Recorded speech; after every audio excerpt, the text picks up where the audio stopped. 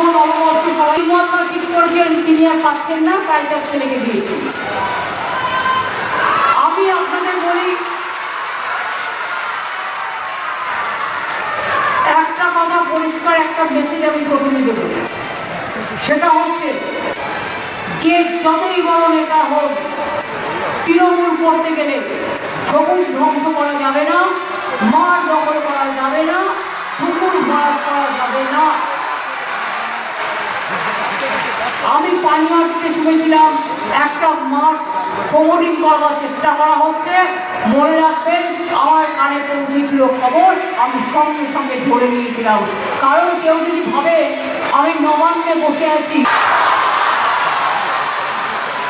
আমি এখনো মনে করি যারা লোক করবেন তাদের জন্য তৃণমূল নয়,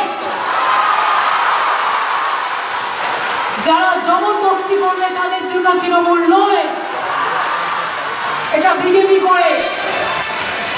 তৃণমূল কংগ্রেস আমি এখনো মনে করি নেতারা বসে আছেন ওপরে, বসে আছেন কর্মীরা নিচে, যারা আমার বুথ সামলায়, ব্লক সামলায়, তারা আমার সম্পদ। আমি আজও নিজেকে একজন কর্মী ভাবতে ভালোবাসি, একজন মানুষ হিসেবে পরিচয় দিই। আমার ধর্ম একটাই, মনুষ্যত্ব। আমার ধর্ম একটাই, মানবিকতা। আমার ধর্ম একটাই, রামকৃষ্ণ পরমহংসদেব। আমার ধর্ম একটাই, স্বামী বিবেকানন্দ। আমার ধর্ম একটাই, বাংলার মাটি বাংলার জল। আমার ধর্ম একটাই। আমি মনে করি হিন্দু মুসলিম শিখ ইসাই আপোষ হয়ে যায় না ভাই ভাই। হিন্দু বৌদ্ধ শিখ জৈন পারসিক মুসলমান খ্রিস্টান,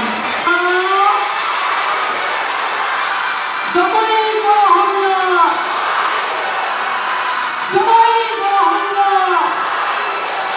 তৃণমূল জিতবে বাংলা, তৃণমূল জিতবে বাংলা, মা বোনেরা জিতবে বাংলা, ভাই বোনেরা জিতবে বাংলা, ছাত্র যুব জিতবে বাংলা, শ্রমিক কৃষক জিতবে বাংলা, সর্বধর্ম সমন্বয় আমাদের সংস্কৃতি সংস্কৃতি জিতবে বাংলা।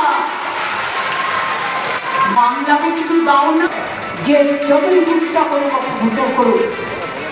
আজকাল এআই বেরিয়েছে না, ভুলভাবে ভোটের আপনাদের তুলে দিতে বেরিয়েছে। আমার ছবি দেখিয়ে যদি উল্টো পাল্টা কথা বলে তাহলে বুঝবে ওটা আমি আসল নই, ওটা নকল।